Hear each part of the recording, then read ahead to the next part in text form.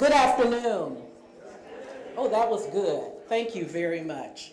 I'm Terri Freeman. I am the Executive Director of the Reginald F. Lewis Museum of Maryland African American History and Culture. That's why I stumbled, because it's very long.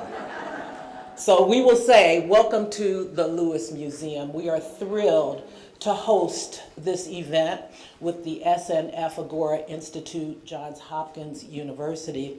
You know, the Lewis Museum documents, interprets, and preserves the complex experiences, contributions, and cultures of Black people. We serve as a catalyst for sustained change by providing robust programs and exhibitions and bold conversations that educate and challenge. Certainly today's topic is a bold conversation that should provoke, should educate, and challenge. So the topic, democracy and freedom. You certainly can't have one without the other. Democracy explicitly includes freedom of assembly, association, property rights, religion and speech, citizenship, inclusion, and equality. Voting rights, freedom from unwarranted governmental deprivation of the right to life and liberty, and consent of the governed. Freedom is having the ability to act or change without constraint, or to have the resources and power to fulfill one's purposes unhindered. They talk about freedom in three ways: the freedom from unreasonable search and seizure, the freedom to assemble, and the freedom to be life and liberty. Black folks have been challenged by being free for hundreds of years. We continue to fight for that freedom. We continue to fight for the freedom simply of having power and authority over our own bodies. Tyre Nichols is a perfect example, unfortunately. This conversation today is critical, but let us not talk about democracy in such lofty ways that we forget that if everybody is not free, no one is free. Democracy cannot exist without freedom. So I thank you all for having this conversation here in this place. It is important, and I hope you have a wonderful day.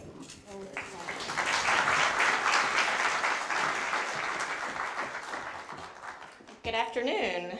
I know there are a few folks who, if they want to come in and find seats, you're more than welcome to do so. So please just feel free to walk through. My name is Hahrie. I am the director of the SNF Agora Institute at Johns Hopkins University, and we're really delighted to have all of you here today for this event.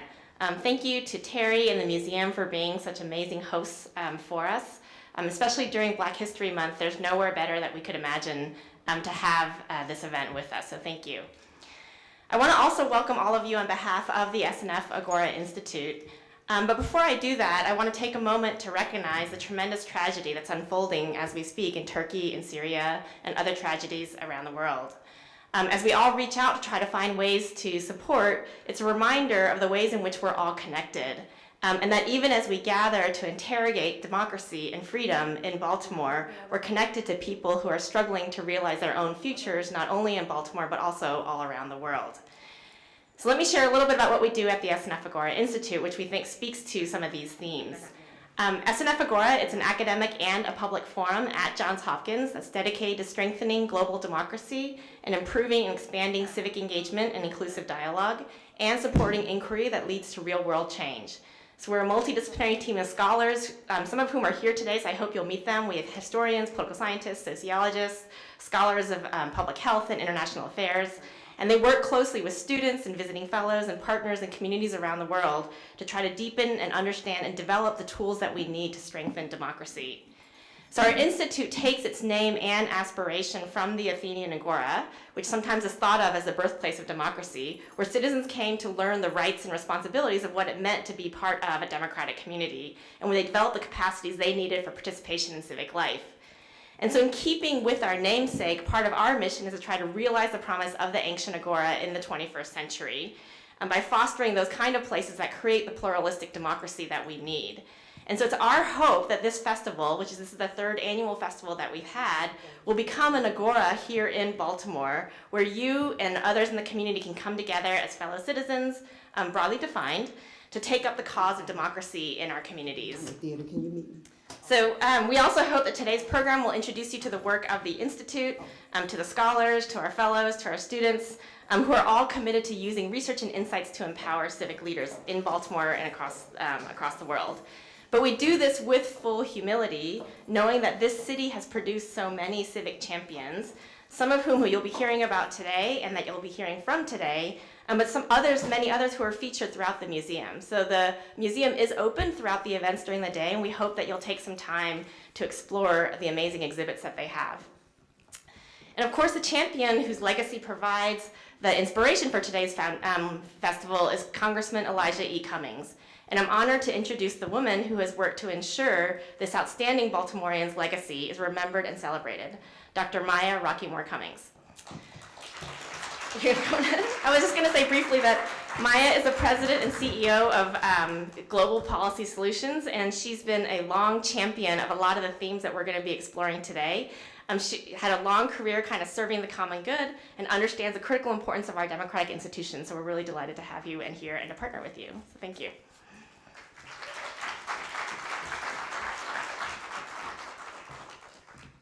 Thank you, Dr. Hahn, and thank you to every single one of you who have come today. I just want to take you back to January 6th, 2021. The day that we were supposed to actually certify the election formally of Joe Biden and Kamala Harris.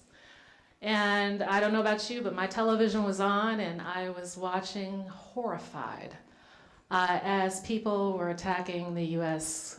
Capitol. There was smoke everywhere. It was amazing to watch what they were doing to police officers who were trying to defend and protect the Capitol.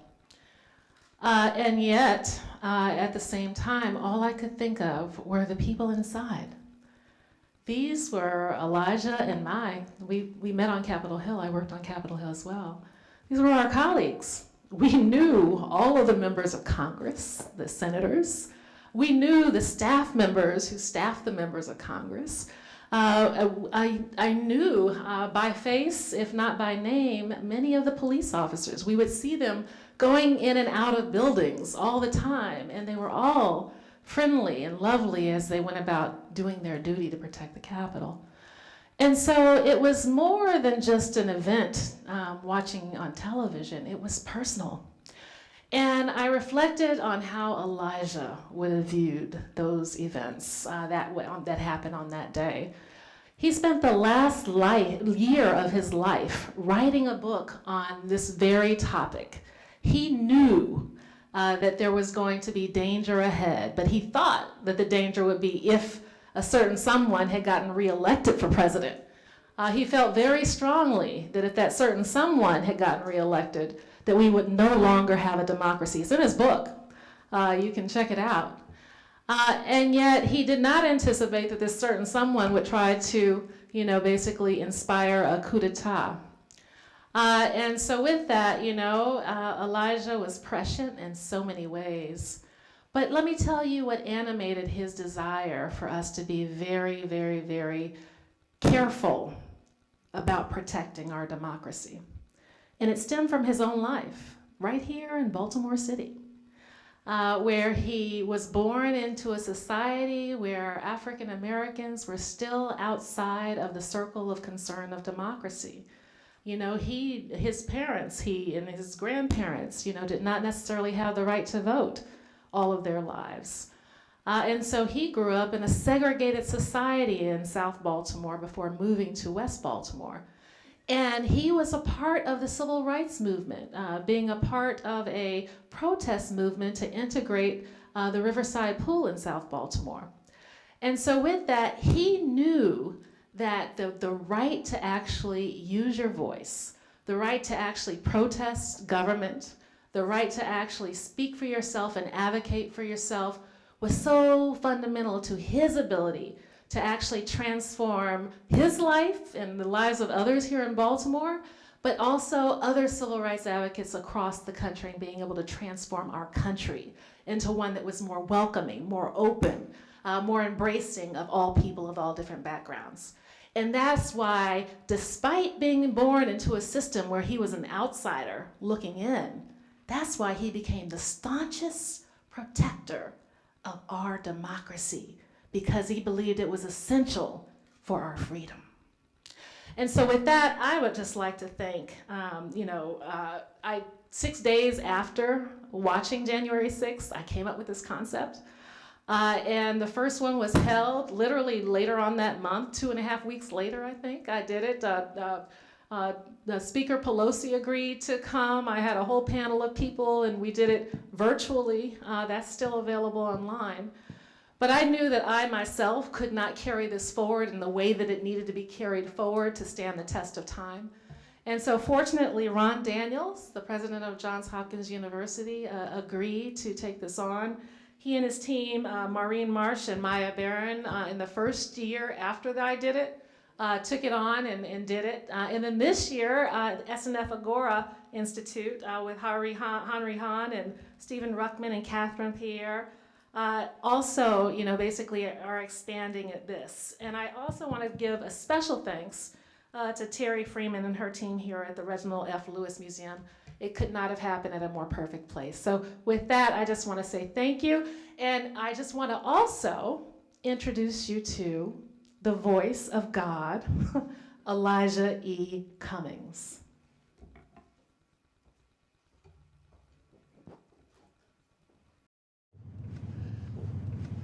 Can we help everybody? No. It took me a long time to learn that. But in the words of one of my favorite philosophers, Voltaire, he says you cultivate your own garden. Wherever you find yourself, you do your best right there and give it everything you got. And that's how I feel about this job. My mission is a mission and a vision to empower people, to make people realize that the power is within them. When bad things happen to you, do not ask the question, why did it happen to me? Ask the question, why did it happen for me? Each and every one of you, everything that has happened to you up until this moment, good, bad, and ugly, prepared you for this moment. Turn your pain to your passion to do your purpose. We have to appreciate this wonderful place that we live in. Our diversity is not our problem, it is our promise. We've got to cherish it. We've got to protect it with everything we've got. Voting is crucial, and I don't give a damn how you look at it. There are efforts to stop people from voting. That's not right. This is the United States of America. Ladies and gentlemen, you must be the agents of change. I've often said that our children are the living messages we send to a future we will never see.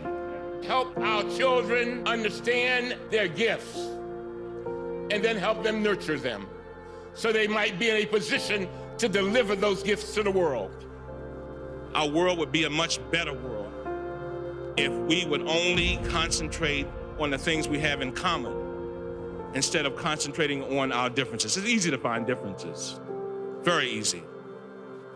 We need to take more time to find common ground.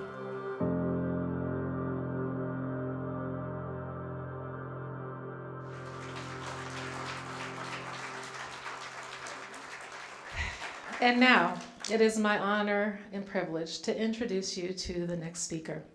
You know him because you see him on television almost every day. But I've got to tell you that both I and Elijah admired him for all of his very hard work on the city council and now as mayor of Baltimore City. Elijah considered him a mentee As a city councilman, he would see him regularly, I'm sure giving all the advice that he gave other young aspiring politicos. But I saw Mayor Scott as a member of all of these other associations, national associations of policymakers, really making a name for himself in the space of equity. He would, be a part of these committees. He would speak up. He would learn. And this was ever before he became mayor. And so I was impressed with him way back when. And so I'm certainly glad he's had an opportunity to demonstrate his leadership on such a high level here in Baltimore City. And yes, while we have a lot of challenges, he's up to the task and doing a lot of hard work. So let us welcome our mayor, Mayor Brandon Scott.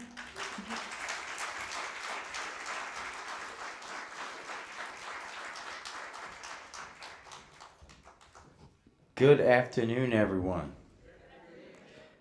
Now, I thought I had my last time ever speaking after the congressman. If you've ever done that, it's the hardest thing to do in politics, and especially now without crying. But thank you, Dr. Rockeymoore Cummings, for the introduction, but more importantly, for all of the support over the years and for the great work that you do and continue to do to continue to carry on that shared legacy of being a voice for the voiceless and those who are underrepresented or never represented. You share that zeal to represent those people, and I know the congressman is very, very proud of you. Congressman Cummings was an incredible force, and I laughed when the doctor said, I got all the tutelage. I was the student that said too much, so I would get in trouble from time to time. I would get these phone calls like, Brandon, I need to see you. And I'm like, what did I do this time? What did I say last week on TV? But every single time I sat with the congressman, I felt like I was getting something that I needed, even when I didn't want to hear it, but more importantly, something that I needed to hear in order for me to do my job in a better way. And I didn't know it until just then, but I needed to hear his voice today too. Because I think it's important for us to know his foresight that democracy really is under attack, right? When we just think about what people have said about the city, what they continue to say about folks, that they're trying to disrupt people's right to vote. They don't want folks to have the ability to take care of their families. They want to blow up our power grid and cripple the city, right? We have to understand how real that is. And the only way that we're going to fight that kind of evil, that after the president that shall never be named again was in office, feels comfortable being out from the shadows, feels comfortable saying out loud what they want, feels comfortable yelling at the president during the State of the Union. That means we have to be just as comfortable calling them out. We have to be just as loud. We have to be just as active, just as organized, because they are extremely organized. This is such a critical point in our ability to continue to call ourselves the leader of the free world, because you can't do that in good conscience and have some of these folks representing us. You can't do that in good conscience and be turning back voting rights and rights for women and rights for all of these things that we fought, people literally died for, and turn them over that quick because some people are so fragile that if they feel like someone else has a right equal to them, then they're going to be lost. That's why this work is so important. That's why the congressman put that in me and in all of us to continue that work, that legacy, because it's hard enough to fight for the things that we already need to do, right? To believe and invest in equity, especially in the birthplace of redlining, to treat women and LGBTQ+ in our community in the way that they deserve to be treated, to pay them fairly, to give them family paid leave, all of these things, to fund our schools in the right way.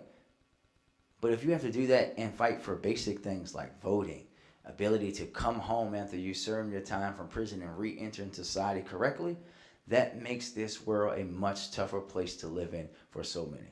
So I want to say thank you to everyone who decided to show up here today.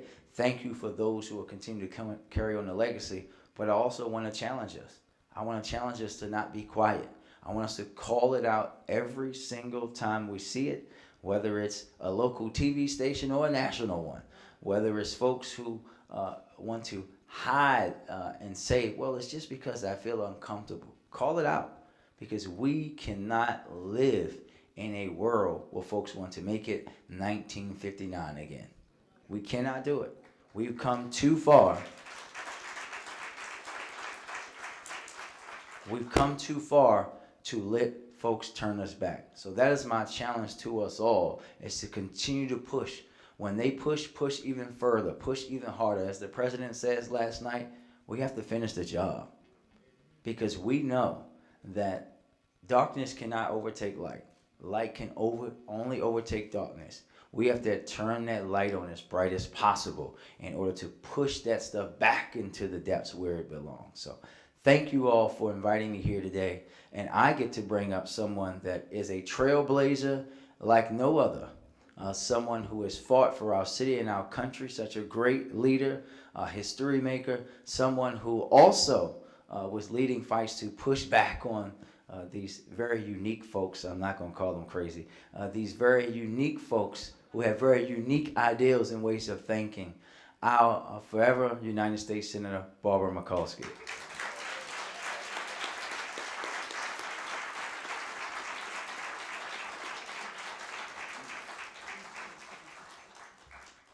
Good afternoon. Whoa.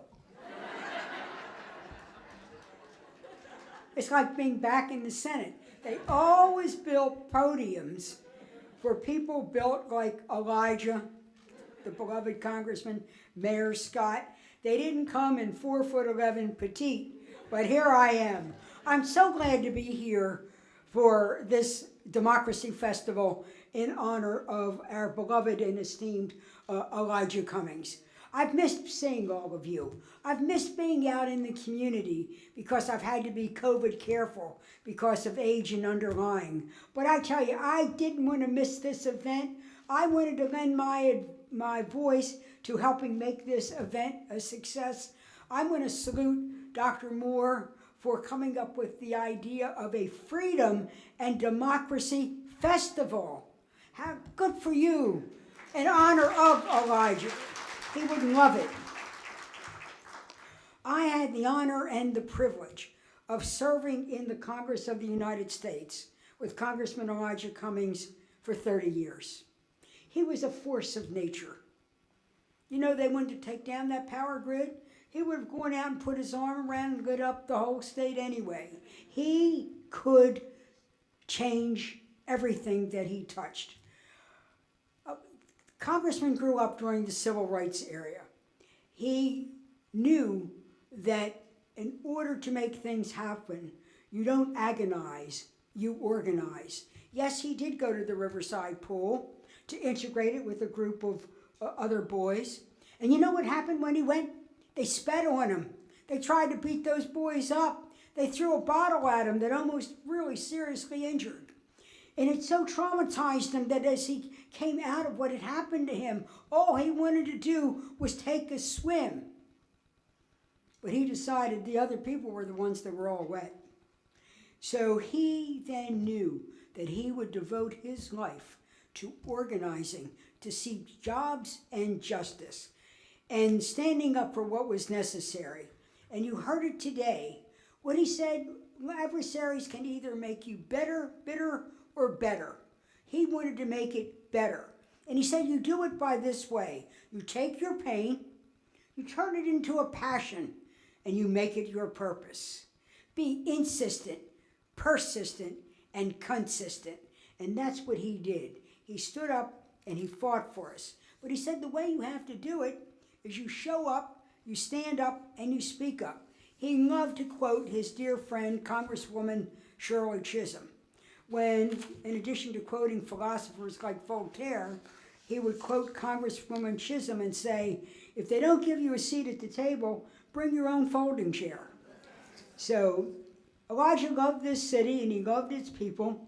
He was always out there working, and he believed that the best ideas came from the people.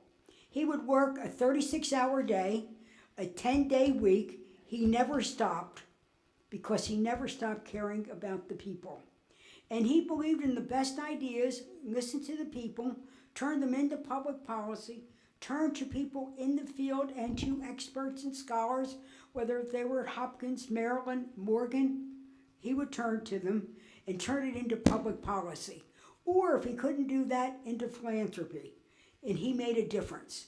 He was a young man, he was a boy, he was pushed into special education. And though he graduated from Howard, Phi Beta Kappa. And he said all education is special, and he fought for it. As a little boy, he wanted to take music lessons, but his family was too poor. So he's devoted for the School of Arts and raised money to start program Twigs, so children could have after-school and summer school programs in music, so there'd be a little boy like him or a little girl. Again, passion into purpose. And what does that mean for democracy? He said, in order for democracy to work, you got to work at democracy. You got to show up, you got to stand up, and you got to speak up. Democracy is not passive, it's active. And that takes me, and he would always talk about civic engagement. Not everybody wants to go into politics, and they don't have to, but everybody can serve. Everybody can do something. Everybody can say something. Everybody can make something happen. And we would often talk that each and every one of us could make a difference. And we worked together, we could make change. He certainly did it. We miss him, but his spirit lives on. And today it's rekindled in all of us. Carry the torch and carry that great voice in your heart. And let's make democracy work. Thank you very much. And I want to introduce the leader of the Agora. They've got so many SSS and all that. The Agora Institute, Hahrie, who's also going to continue our program. She's providing great leadership, and the day is going to be just spectacular.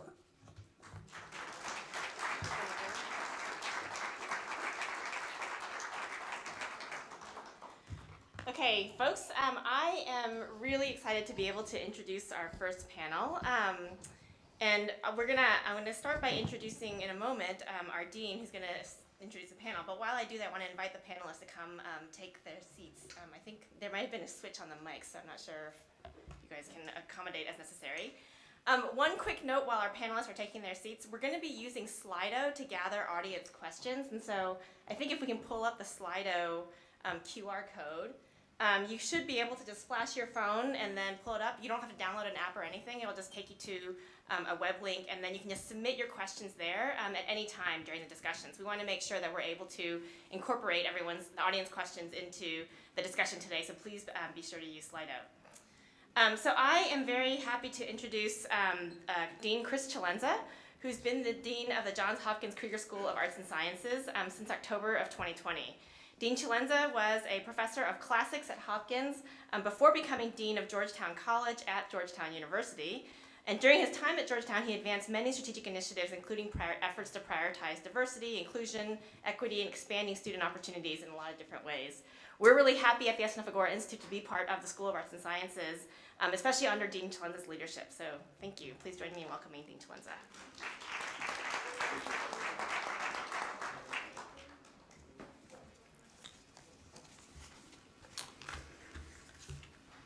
Well, folks, I am so incredibly happy and honored and humbled to be with you here today and to introduce this formidable panel. I'm so thankful that you're participating in this remarkable festival, and I really want to thank Dr. Cummings as well for having the foresight to set it up.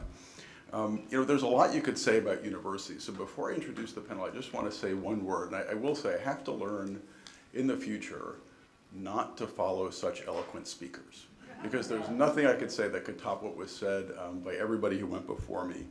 But I guess what I'd say is this when it comes to universities. I think that you could give a caricatured kind of point A in the thinking about universities and a caricatured point B. One where we were and one where we hope we're going.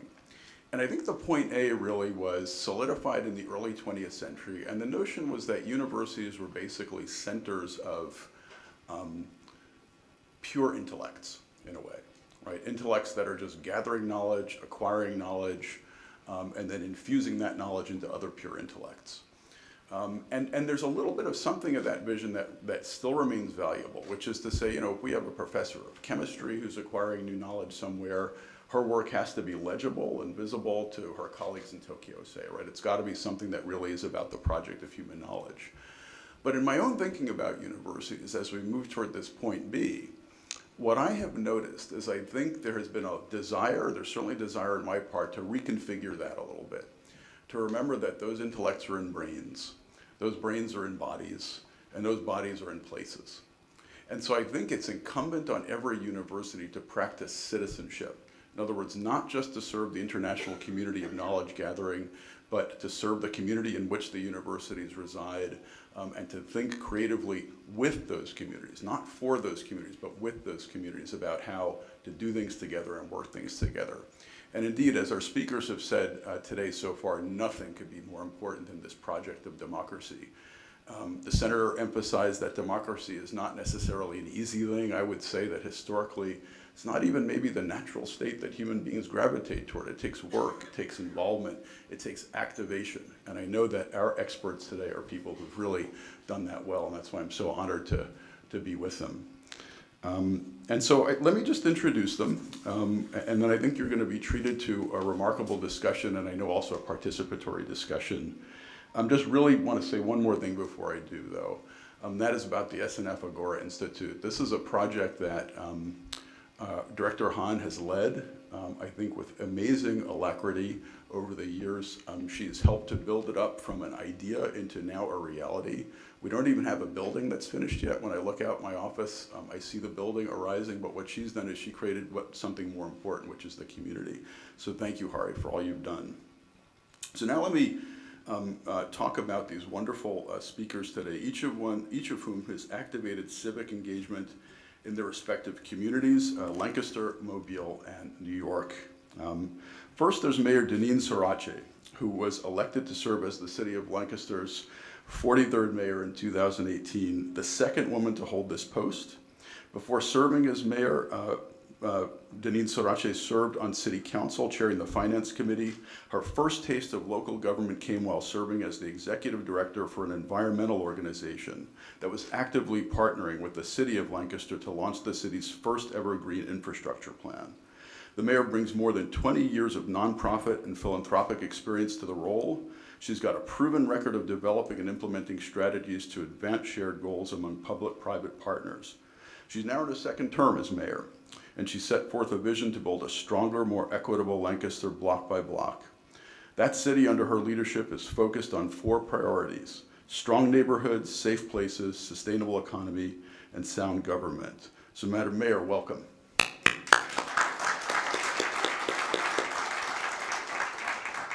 Next, I'd like to introduce Terrence Smith, who is a Public Innovation Fellow at the Bloomberg Center for Public Innovation at Johns Hopkins.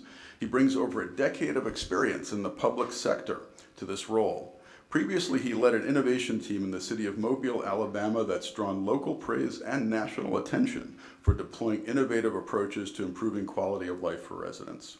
He's the founder of the Office of Strategic Initiatives, which houses the innovation team and data center. Earlier in his career, he was responsible for developing, operating, and scaling the prototype for Alabama's first charter school. Bloomberg City Lab named Terrence one of the 6 innovators to watch, and he's appeared on the cover of Mobile Bay Magazine's 40 Under 40 issue. He's also a Traeger Award winner, which recognizes the nation's top engaging local government leaders. So Terrence Smith, welcome.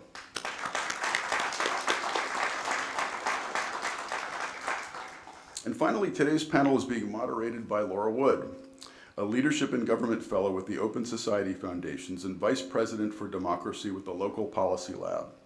This lab works with cities to help solve pressing issues through providing support and expertise. Laura Wood most recently served as Chief Democracy Officer for New York City, leading Democracy NYC, a mayoral initiative whose mission is to create voter participation and civic engagement. In 2021, she led a citywide campaign to educate voters on a new voting system called ranked choice voting, reaching an estimated 90% of New Yorkers. So again, so happy and humbled to be part of this program. Won't you please join me in welcoming these panelists?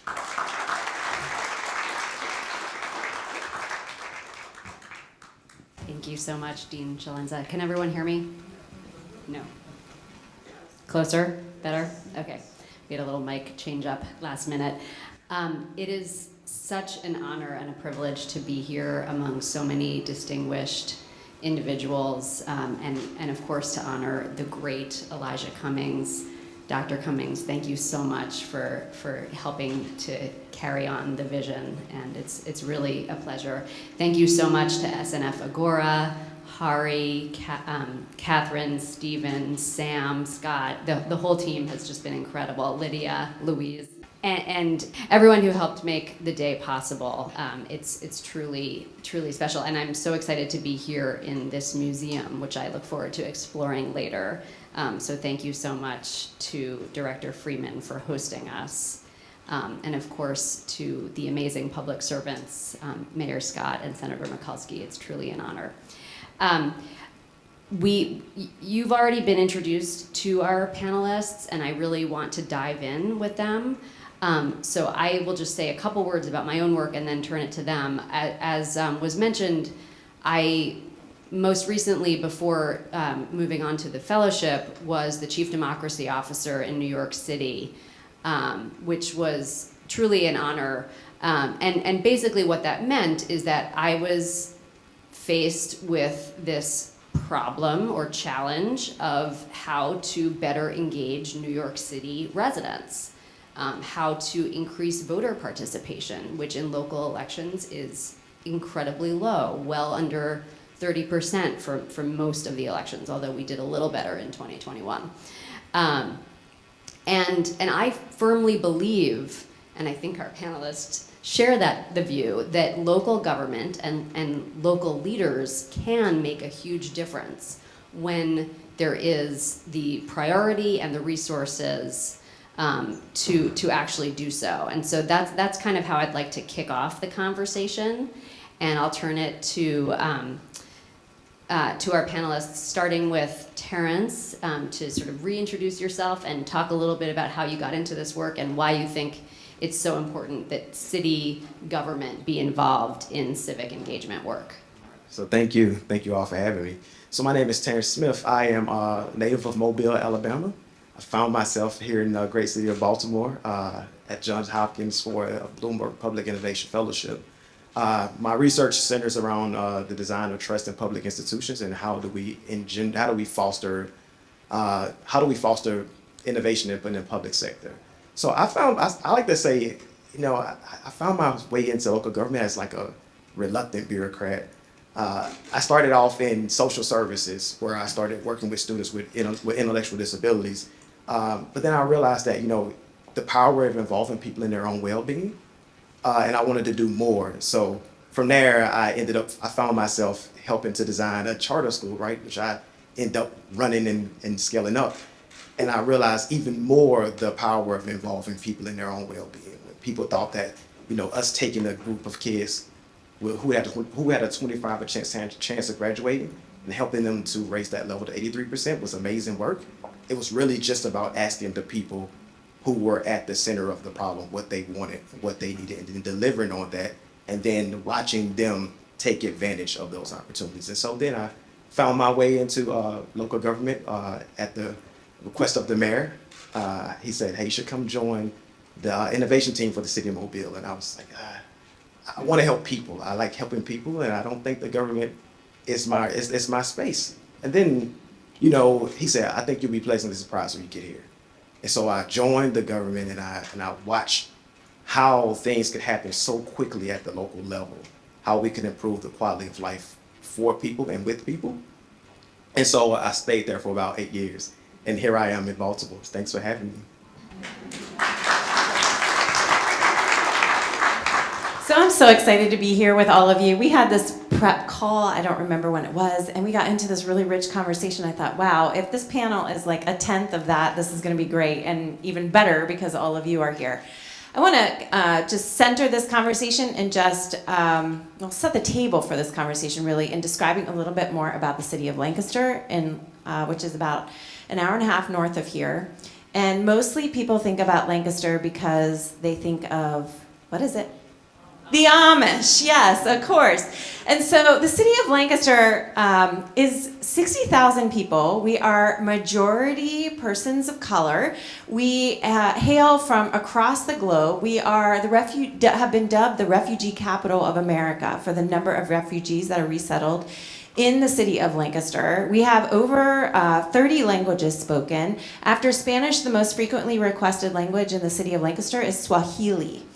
We are surrounded by rolling farm country and an Amish community, but our city is also been nationally recognized for our international food scene. We've been dubbed the best small city in America last year. We are on lots of lists for retirement, which has lots to do with the taxes in Pennsylvania, but also because we are a historic, walkable city with the longest continuously operating farmers market that is also struggling mightily with poverty, with the effects of urban renewal and all of the history and legacy of that. And so while we're all of these great things, we are also, because we are struggling with poverty, we are struggling with issues around race and engagement and public discourse, and how do we have public discourse in the age of social media? How do we engage people of all ages, people who have different cultural experiences, people who are arriving to our city who are literally living in refugee camps and who haven't had running water before. So this is the context in which I am bringing to you our experience in engaging and thinking about engagement. And I'll tell you, just to start this, when we began this work of doing neighborhood engagement and hiring the first director of neighborhood engagement, which I did when I became mayor in 2018, I wasn't thinking as much about democracy as I am now. So thank you.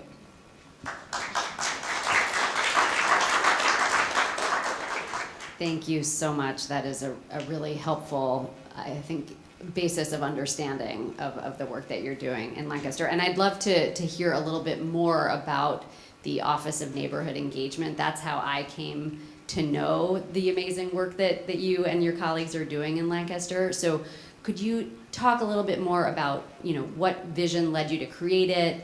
What have been some of the accomplishments, and what do you see as the challenges as you move forward? Okay, first of all, this is one of the weird things about being mayor is that you take credit for the work that your team is doing, and the director of neighborhood engagement is here. She's sitting right up there, Milsey Carrasco, and I just need to give her a shout out because, man, it is hard when you are creating a brand new system in a bureaucracy that's never had a director of neighborhood engagement, and they are, in your business, whether you're in the police department, you're in fire, you're in housing, or in the Department of Public Works. Neighborhoods encompass all of those things. And so the reason why we started the Office of Neighborhood Engagement that's now evolved is because I saw what we were doing as a city in terms of engagement, and it was so pathetically lackluster.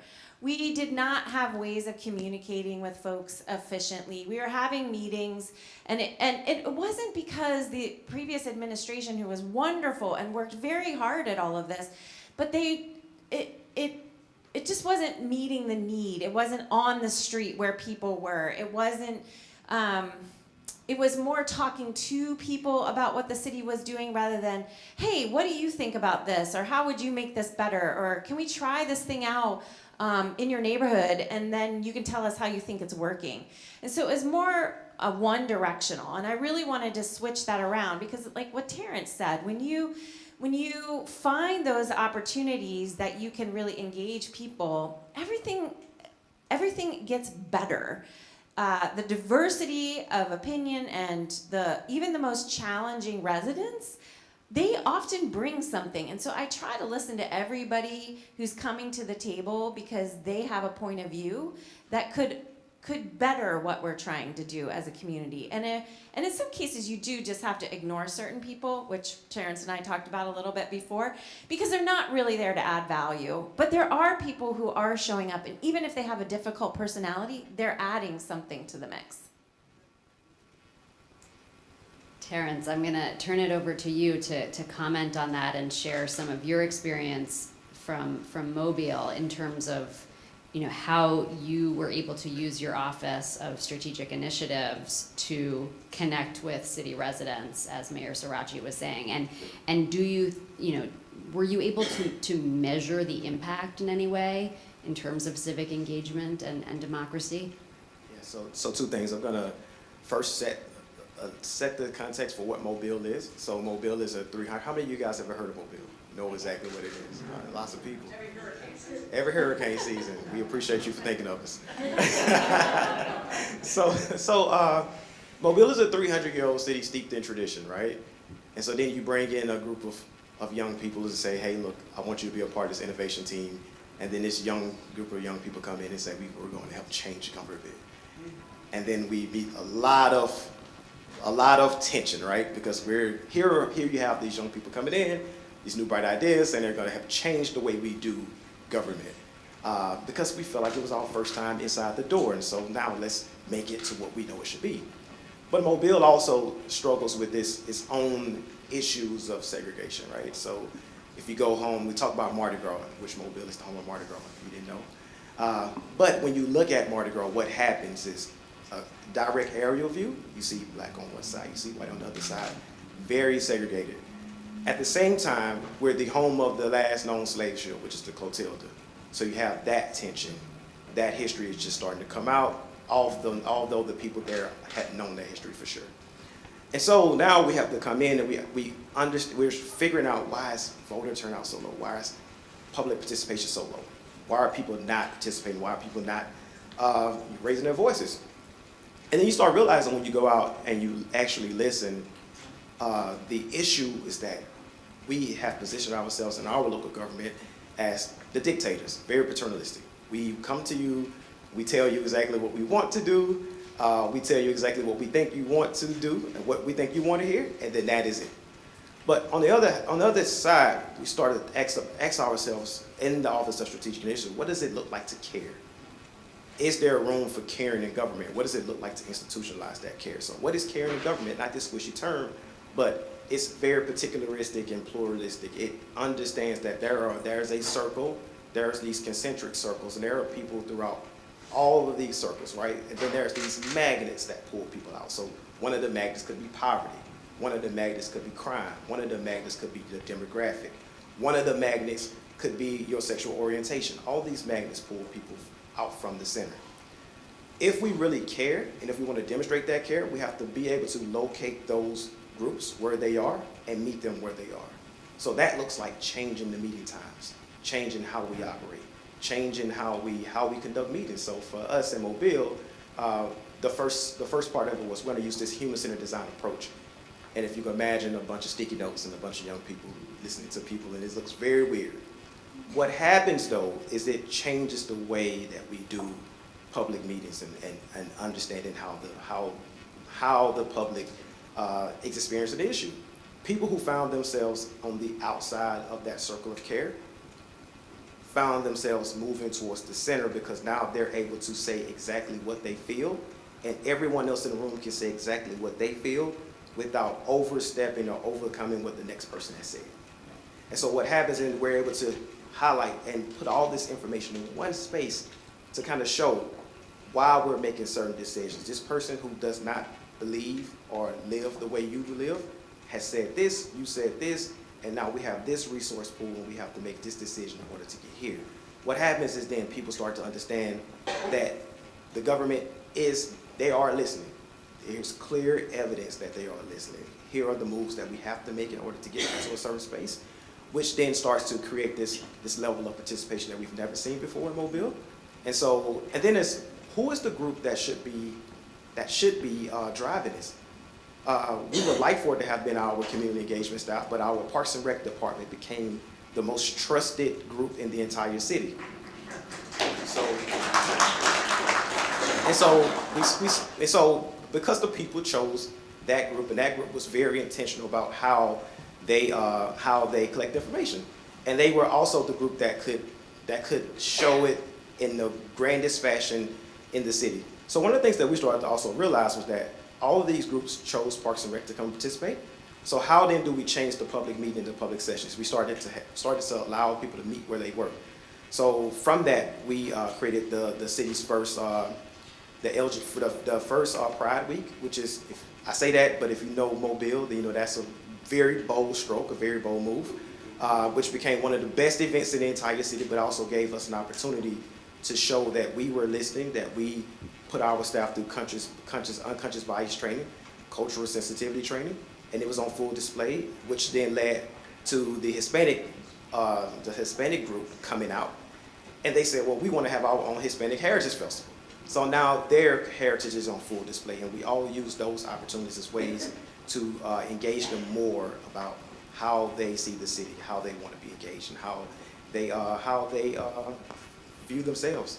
And so that's kind of the Mobile approach and how we decided to do it. We really took a step back and understood that the dangers of care was paternalism and parochialism, and how do we mitigate that to avoid that from taking us down the path of this is how we always done it.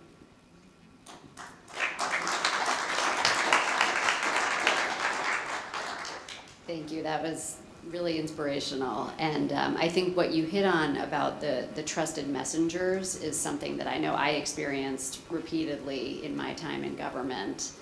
I see you shaking your head, Mayor Sirachi. Can you talk a little bit about, what you view as your role in connecting city residents with so-called trusted messengers, and also the role that external organizations play in the overall functioning of the civic engagement space in Lancaster?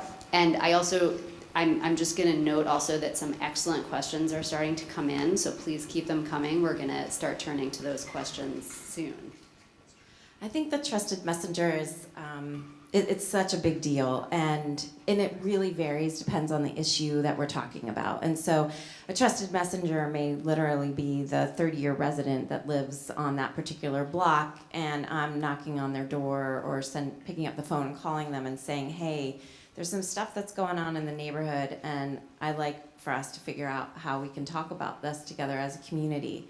It can also be that the trusted messenger is Millsy, who's our Director of Neighborhood Engagement, because she has such a long history in the community and,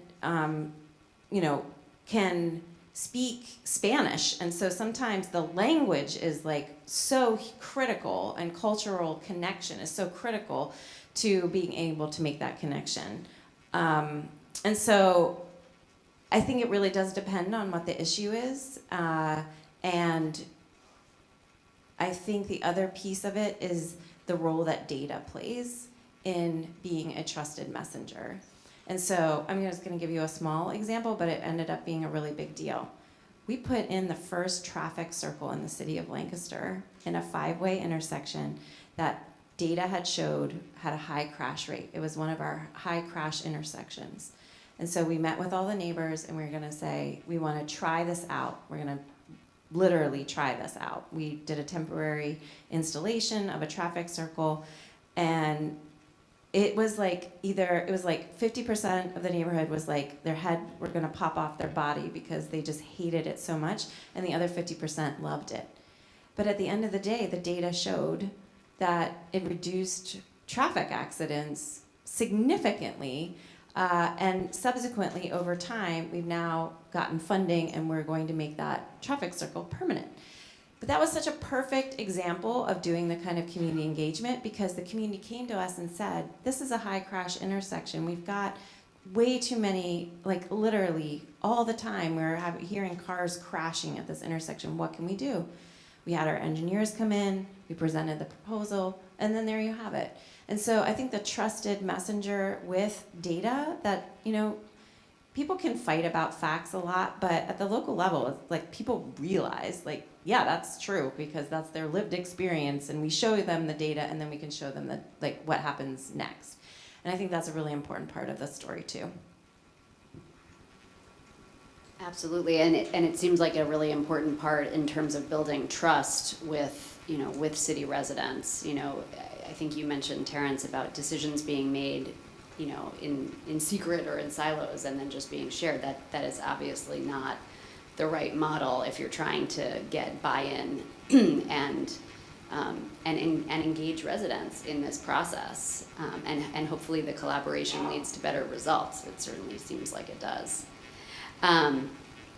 I am going to actually segue into some of these questions because I think there's a one that's directly related to this, and that is, how do we translate this work, and that example of the traffic circle was such a great one, into actually trying to engage more city residents to get out and vote or do other forms of civic engagement, particularly when there is, a seeming avalanche of efforts to keep people from voting. And I will note that I think it is a particular effort to keep city residents from voting. It's in cities where, the lack of drop boxes or the lack of early voting sites or the reduction of hours is hitting residents the hardest.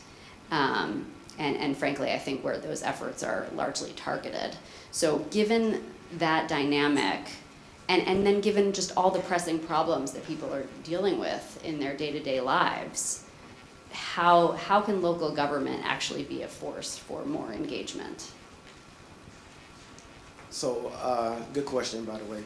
I think sometimes, I'll tell you from my own experience, when I start to analyze it more, I start to understand that sometimes people find themselves feeling this lack of capacity to actually participate in our democracy.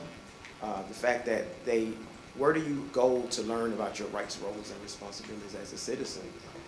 So where are we teaching that? Where do we teach how does the actual system even work? What is the system? Is the system a monolith, or is it a collection of systems that work together?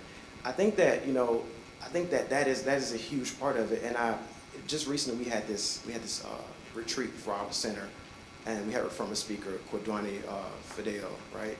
And very passionately, he said, someone asked, how can we get young black men to engage more in the system and to vote? And he said, well, first you have to show me that you care. I need to know what is the system going to do with my vote. So if I am just going to vote, but then you are going to do whatever it is that you want to do, carry out your own agenda, and I'm not going to be a part of the shared agenda. I'm not going to be able to participate in things that impact my own well-being, then I don't have the motivation to vote. So my thing is then how then do we, on the other half, create these trustworthy systems so that when people show up to our public systems and our public institutions, they have the supreme confidence that once they cast their vote, they still have the ability to lend their voices to the process, to the system. That's very difficult because if you go back to what we're talking about, as we talk about these trusted messengers, it means that sometimes we have to lower our egos, right? To check our egos at the door. We don't get a chance to decide who's the trusted messenger, because sometimes the trusted messenger might be the person on the other side of our election, but that person still has the power. So I think more so in that is what is the process that we're going to take to ensure that our ability to deliver on our promises, that our humanity is intact, so that people understand that we're more concerned about the shared agenda than we are about our own personal agendas, and then to make sure that our integrity is intact so that they know that we're not just representing their best interests when they're looking, but even when they're not in the room, we're representing their best interests.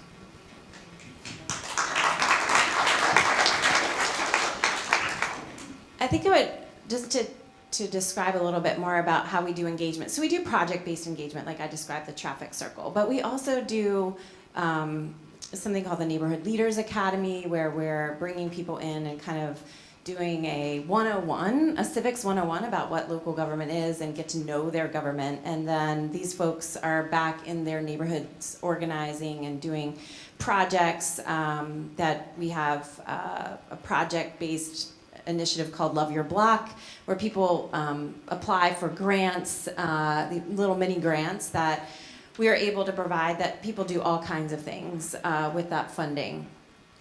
And it's in this process of trying to do a lot of different types of engagement that I think our theory of change, which evolved over time, which was definitely not like I said when I started this, it really wasn't thinking about democracy specifically, but more about how do we just get people more engaged in the life of their local government. How do I, as I was knocking on doors, I realized that there are so many people who either would not pick up the phone to let City Hall know about an issue that was happening in their neighborhood that was affecting their quality of life, or didn't believe that even if they did pick up the phone that anything would change.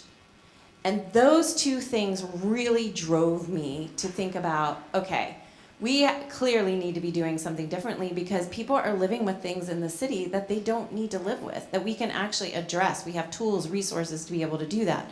And we can't do that all the time, right, Terri? It's like there's so many problems that we cannot solve alone or by ourselves. And so I think that for me, as we talk about how to move from, okay, you're coming to a meeting about a traffic circle or you're participating in Neighborhood Leaders Academy, is that you're touching your elected leaders and you're influencing change where you live, as you walk out your door, as you get in your car and drive around the city.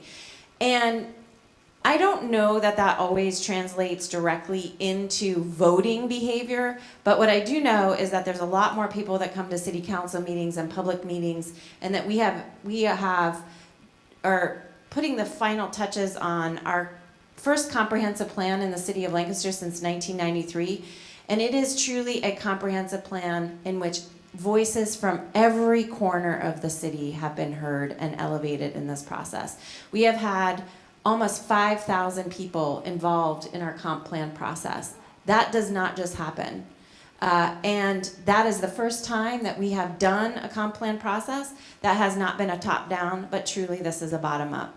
And so I think you just have to keep engaging and showing and connecting people to their voice and a decision that's being made and an impact in their neighborhood. Now, obviously, that comes with some controversy sometimes, because like with the traffic circle, some people were really unhappy about that. But then over time, they're able to see that even though that change went ahead, that maybe they were wrong about that. And in other cases, we've been wrong about certain things and have had to stand up and say, well, you know what, that didn't work, so we're gonna have to go back to the drawing board. And that's okay, because I think that's accountability, and that's how you build trust, is by saying what's going well and what isn't. Thank you so much. In terms of building trust, I'm going to pivot to another great question that's come in through the Slido, which is how can cities, and specifically city government, combat the growing misinformation that's out there?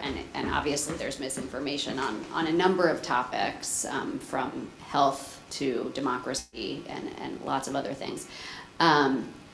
Could you comment on whether you think that is a problem in Lancaster and based on your experience in Mobile, and what tools you think city governments have to address it? Okay, boy, that's such a great question. I have to really think about that because, you know, the morning after the 2017 election, I got up and went for a run. It was kind of drizzly, and obviously we know how that election went. And I remember thinking, okay, I'm gonna make a decision to run for office, and I'm gonna announce in January, which is just a few short weeks away. And my resolve was that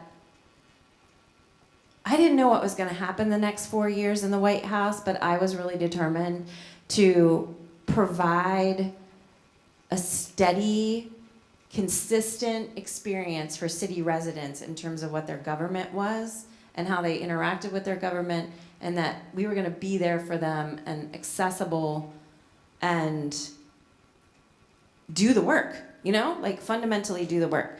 And I just felt like that was the first part of we're going to focus on building trust by just doing the work, because so much of city government should be in the background. I see my role as creating an enabling environment for every resident of the city to be successful. Sometimes that means filling a pothole. Sometimes that means making sure that the trash gets picked up, that the park is mowed, that when you show up and you're using a city resource, that it's available, it's working, and it's just happening. And I think mostly mayors get in trouble when those things aren't just happening, but that's also part of building trust, is that you're doing the things, right? And so for me, it's like it's a complicated set of things about building trust. It's about both your accessibility as a leader, city council's accessibility, the way in which you're handling problems and being transparent, but it's also just doing the stuff and making sure that day after day, if there's a police call, you're there. If there's a fire call, you're there, that we are doing that work. And it is overlooked every single day. Nobody's coming and giving me a pat on the back about that. It is the basic foundation, and I'm good with that. And then there's a bunch of other stuff that we're doing that is more transformative, which is also very exciting, but you got to keep the basics going. So I do think that this... Terrence, can you hold the microphone close to your mouth? Yeah, can you hear me now? So I think that there is this issue of this misinformation issue. And I also think that, so when I think about levels of building trust or formulas for building trust in local government, I think about it in this formula. It's like there's establishing, and then there's this maintaining, and then there's this, we get to this end, and then we're like leveraging, or we're restoring the trust that has been lost. And I think that happens in this continuous method model, this continuous improvement model, right? Which just comes from us actually listening, us actually assessing and observing, then us transforming based on what we've listened, what we learned from our observations, and then at the very end, us communicating. And I think that's where we get lost, right? Because sometimes communicating is hard. We're having to communicate the bad news. Sometimes we want the news to be great because it fits our agenda. But sometimes the news is just bad. And we have to also communicate that too. We have to communicate when we've done something wrong. Because when we can do that, then people start to trust us. They know that even when things aren't going well, we will do it. We will speak about it. So I want to, as I talk about like Immobile, I talked about these things that we created based on the different groups that were having marginalized, that were pulled out. This notion of the Latin American Fest started with about 200 people. The last year was 28,000 people. So that is, to me, that is the metric. Thank you. That is the metric and measure of success for people who had not had a voice, had not had a face, now are able to come in and lend their voice to give us their information, tell us exactly what they want, who they are, and for us to for the first time, be able to look over that crowd and see how large the Hispanic population is in Mobile. So now we know the importance of going out to them. So they asked us for something, we delivered on it, we iterated on it, we made it better, we ensured that we brought in the right personnel that could also speak Spanish, not just have them speak in our language and then us trying to translate it back. So when we start doing that, you start realizing that people realize that you are listening, you are assessing, you are transforming based on what you said from them, what you got from them, and then you're communicating back to them exactly. So it's also a lot of not just going out when you want something, so not just going out when you want to be reelected, or not going out when you want to annex something, or not when you want to pass something in the city council meeting. They should see you often because they saw you often when you were trying to achieve something. And so I think that once that happens, it's easier for them to give you their trust, because people often say we need to build more trust in government. I think it's different. I think that we need more intelligently placed trust in trustworthy organizations, which puts the onus back on us to build trustworthy organizations, not just in the deliverable of the thing, but the actual process, so that we ensure that we are upholding the procedural justice for all of our citizens and stakeholders.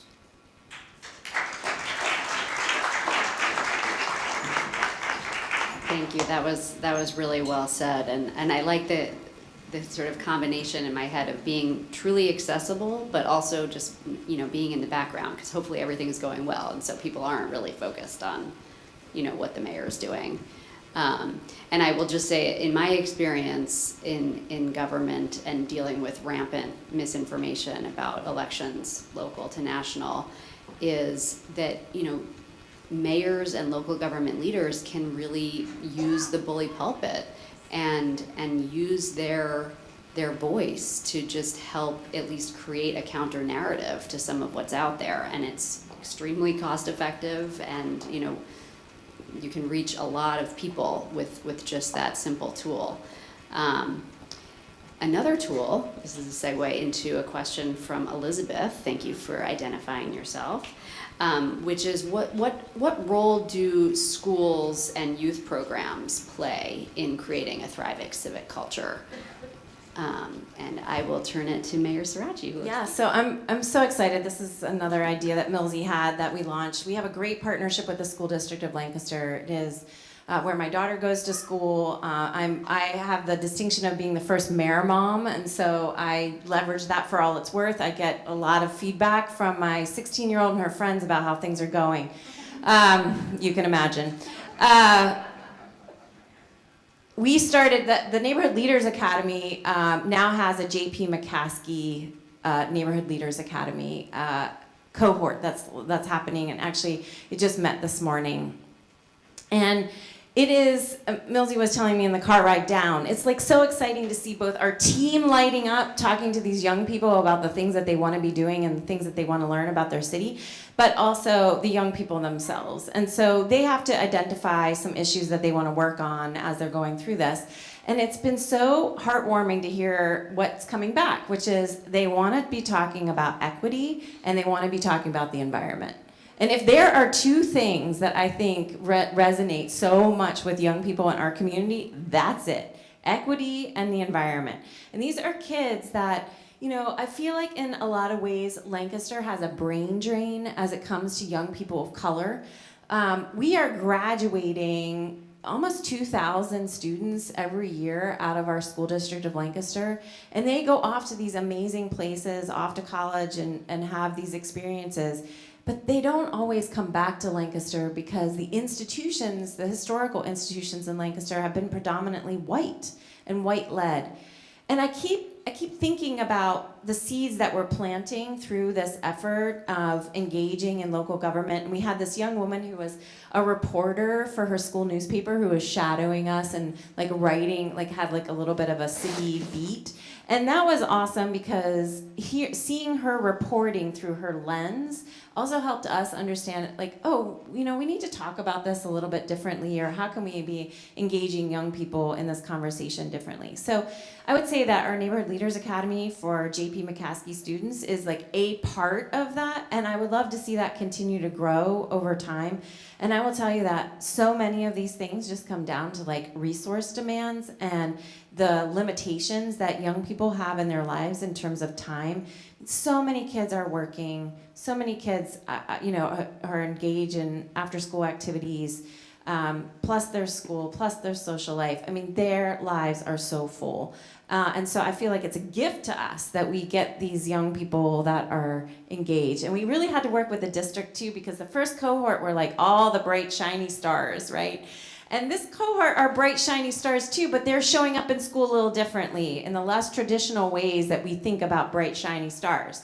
And so I'm super excited to have this cohort because their voices are different. They're not in the traditional path. They're not all A students in the traditional sense of being successfully academic, but they are all very gifted and smart, and they know exactly what they see in their neighborhoods and what they want changed. So, and I hate to say it this way, but because the children are our future, I started this conversation earlier talking about, you know, the school that we started in Mobile. And part of the success of that, though, was inviting government officials to the school monthly to have conversations with students. Because I told you early on, I thought that government didn't help people, right? Because I grew up in the housing project, so I saw the other side of government. But having opportunity, the other side, now I can invite these government officials to have a personal experience with these students, experiences that their parents did not have. So their parents were able to create their own thought of what government was and what these public officials were and what they could do. In this instance, we only asked government officials to do 3 things. Come in, tell students who you are, what you do, and some obstacle that you overcome to become what you are today. And then we ask students to do 2 things. Look them in the eye. If there's something that resonates with you, then go up to them after it's over and shake their hand. I cannot tell you how many internships came from that process, how many opportunities for students to be able to make that connection. So outside of some grant program that would lock our deliverables down to something small. That was organically grown, and so what happens is a program, an after-school program, becomes a charter school because you make those connections, and students that normally would not have had jobs and roles in government now have jobs and roles in government because those government officials came to take that opportunity, and still to this day that exists in that school. Thank you both so much, and I know that when I was Chief Democracy Officer, my favorite part of the job was visiting schools and really, talking to students. There's a lot of civics education programming in New York that I was fortunate to be a part of, and of course registering students to vote was just really a highlight. Now you've both shared some about your cities, and they obviously both have really rich culture. I'm curious, I don't know that much about the individual neighborhoods, but a question that has come from the audience is, how can cities that have a history of balkanized neighborhoods start to actually create collective efforts together? Is that something that you've experienced that you can speak to? Yeah, so like most cities, there's some kind of dividing line. In the city of Lancaster, it's King Street. So if it's south of King, you're more likely in a neighborhood of color that's more poverty, has more poverty, and if you're north of King, you're more likely in a white or more upper socioeconomic status. So raise your hand, Baltimore, this sounds familiar, yes. So we've made a really conscious effort to focus on south of the city, and we've done that through a variety of means. Through block organizing. When I first became mayor, we picked Howard Avenue, which is the first street in the city of Lancaster. It has some of the oldest homes on the block. It was a historically mixed neighborhood, some of the earliest free black persons owned property on Howard Avenue. Some of the earliest Jewish people lived on Howard Avenue. And we just started knocking on doors and talking to people about the things that they wanted to see in their neighborhood. And it took us a long time to eventually get to paving the street and upgrading the street lights and so on. But in the meantime, the neighborhood started to get together and have, Valerie was organizing block parties and events. The neighborhood became connected through some social media so that they could share information that was happening in the city and in their neighborhood. And we've eventually just kind of replicated that throughout different neighborhoods in the south of the city. Where we really got stuck in COVID, like a lot of the progress that we were making in a particular just 2-block area of a street just totally transformed because all but 2 properties on these 2 blocks were rentals. And so when we came back sort of after COVID to check in, the turnover was almost 100%. So we had to start all over again with knocking on doors and talking to people. We're in the process of working with the Trust for Public Land to put in a new pocket park, which has been years in the making. I think that's the biggest frustrating thing that, Terrence and I were talking about. It's just sometimes it just takes so freaking long to get, to show progress. But in the meantime, an artist came and painted this beautiful mural on the side of this brick row house that is going to be the entrance to the pocket park. There is a Taino, a house that is dedicated to Taino culture, which is a museum that nobody would ever think is on Beaver Street in the city of Lancaster. And so I would say that this block by block organizing that's informed by data, that's bringing our partners with us to the table, where we're really trying to focus our resources collectively, is really the underpinning of my strategic plan of block by block. We can do this in a city like Lancaster because we're only 7.3 square miles, and we can do that work getting to know neighbors in each house down a street. And now, we have people who are calling us who would never have called us before or reached out about something, and they think that we're listening because we've showed up at their door. And that is, to me, so fundamental to what we are trying to accomplish in building local civic engagement. And so our example of that in Mobile is Africatown. And so I talk about Africatown, so I just want people to know the value of what that is, but to also understand beyond the film Descendant. So in this full context right now, it is about 1,100 people. So the mayor wanted to know, like, hey, he said, Terrence, I believe that we missed the ball on redeveloping Africatown for many, many years, right? Which is a bold move because, you know, the mayor's family also owned the sawmill, which is close to the area. So he was, let's do this. When we get to Africatown, we realize that, you know, we're thinking that this is a small area, about 1,100 people, we could quickly do this. We got there and realized that there were 8 different community organizations. And that was before the finding of the slave ship. And so once we started to kind of think about it, on the face side, you know, on the quantitative data side, you look at it and you're like, it's not that many people, it should be quick, which is the danger in just being data driven and not being data informed. So we had to go out to actually see, and it's like, well, 8 different groups want very different things. But typical government says we should hire somebody to go in and actually like bring the groups together. Well, they're not there. So first we have to go in and understand what each group wants, and it's like engaging the entire city with 8 different groups in such a small area. One of the things that if you can go on the Mobile City website right now, you can see the community alignment chart, which was supposed to have been a 3-month process. It took us about a year and 3 months. But it was this process of going through every single street, month by month, to understand exactly what people wanted, how they wanted it, what were their issues with the government, and then how can we best deliver it. And then understanding the collective harm that we may have caused based on our actions or inactions, but then to go back and then share that with the executives to understand that we may not personally have done that or caused that harm, but we represent the institution that did cause that harm. And we have to do the work inside to understand that before we can go out there and represent the change that needs to happen. Now I will tell you, we are still far away from actually achieving the level that we should, but I'll tell you it is much better, much further along than where it was when it started. But it all started with understanding that we can't, just like they can't treat the government as a monolith, and we can't treat all black people like the black community. There are networks of communities within one ethnicity. We have to treat that area as this is an area, and many different people represent many different interests, and they need very different things. Goes back to that level of care that we talked about earlier, particularistic and pluralistic, but now also accounting for the politics, the power at each level of well-being.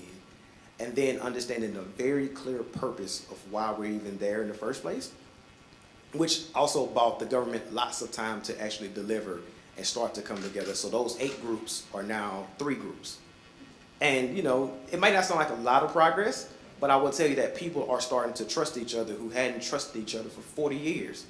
They're now starting to show up at city council meetings. They're now starting to come together for this collective impact, and you're starting to see the world itself can start to see the wonders of Africatown prior to the industrial downfall. Thank you so much. All right, I think we have time for one more question, I'm told. And it's so hard to choose because there's such terrific questions that have come in here. I think this is all, you know, really good food for thought to, you know, about how our city leaders are, to use Representative Cummings' words, tending to their garden. One of the questions that I wanted to get to is how local governments can make positive change in their respective cities when they are faced with challenges at the state level, and particularly when they're in states that are trying to limit their power. Is that something that either of you have experienced in any of the states where you work? And do you have thoughts on you know, how cities can continue to innovate in the face of those challenges? How much time do we have? like 3 minutes. I don't even know exactly how to start with that conversation, Lauren, because we are so hemmed in by so many state laws in the city of Lancaster that, we're actually in the process of just this week voting to put a referendum, a question on the ballot about whether or not to study home rule. And even if we were to go down this path of achieving home rule, we still, it's not the panacea that people think of when they think of home rule. And so we are very much hemmed in. There's the County Board of Elections is obviously at the county level. The county has long been controlled by the opposite party of me. They took away the only drop box for voting. There was just so much angsting over the last election, and because we're the county seat, a lot of that gets directed at the city and also at persons of color, because our community is so diverse in contrast to the very white county that surrounds us. And so we just get hemmed in a lot of different ways, not just from the state level, not just in terms of the stricture of what the laws are, but also the perceptions of the city and who we are as a community, and that we're dangerous and don't come downtown at night and sort of all of that. So it just feels like some days I am just pushing this boulder up a mountain and it is not moving at all. And so I think that those limitations are all there when we're talking about civic engagement and how to elevate the voice of our communities, especially as urban communities, because there's just so much that's put on them as being, you're poor, you're unsafe, you're bad, you're different, you're blah, blah, blah. And I'm just constantly pushing against that narrative, because in my soul, I believe that our diversity is a strength. It is not a weakness. And we are weak when we are all thinking the same, living the same, being the same. Whatever that same is like not who we are. And I just fundamentally, constantly are pushing against that. But it is incredibly difficult when there's all these ways that hem you in, either from perception or literally the law. So I'll go quickly. One of the issues that we had that was a state issue that impacted us at the local level was that one of the first initiatives that we took on as the innovation team was blight in urban areas. And so it had a stranglehold on many different communities around, but particularly the black community in Mobile. But it took 6 to 9 years to clear a title. So we went through all this process of validating the lived experiences of residents as expertise, not just the professional experts. And we aligned the information together, and you quickly realize that no matter what we do, we're going to have these issues. And so we were able to decrease blight by 53%, but that came with elevating the voices of the residents, comparing that to the voice with the professionals, and then finding someone at the state level that can help us change the law. Of course, we say we're going to need to change the state law to get it down to 6 to 9 months. The problem with that was that sometimes we believe that laws are created by God himself, and we can't change them inside of government. And so what happens is that we were bold enough, because we were young enough and we didn't know enough about government, that we thought we could change the law. We had a brand new mayor who believed, because he had information from the professional experts as well as the local resident experts, and we were able to pass House Bill 430 first time through. And I think I would like to attribute that to actually raising the voices of the residents as expertise, and then pairing that with the actual policymakers for a more robust picture. And so today, that stands at 53%, and it only takes about 6 to 9 months to actually clear a title, which allows us to remedy the blight issue, restore vibrancy to those communities, and allow us to refurbish those neighborhoods so that we can refinish the schools and have a more sustainable community.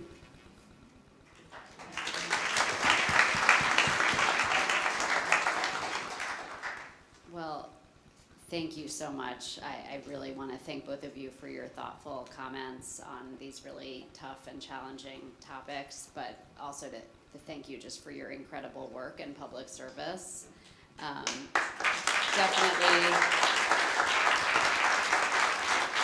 Definitely can't wait to visit both of your cities and learn more. And again, just thank you so much, and thank you again to everyone for the opportunity to have this conversation. All right. Thank you so much to our panelists, Mayor Sirachi, Terrence, and Laura. What a great discussion. And thank you to Greg, who's been recording, graphically recording the conversation. So much to capture, as you can see. We will be moving into breakout sessions starting at 3:30. All the breakout sessions are up on the 4th floor. The only way to get there is an elevator that's right out here. But stop by and get some snacks on your way up. There's also snacks upstairs. And you could, if you haven't already, you can make your own vote poster right out here. So enjoy yourself, and we'll see you in the breakouts at 3:30. Thanks.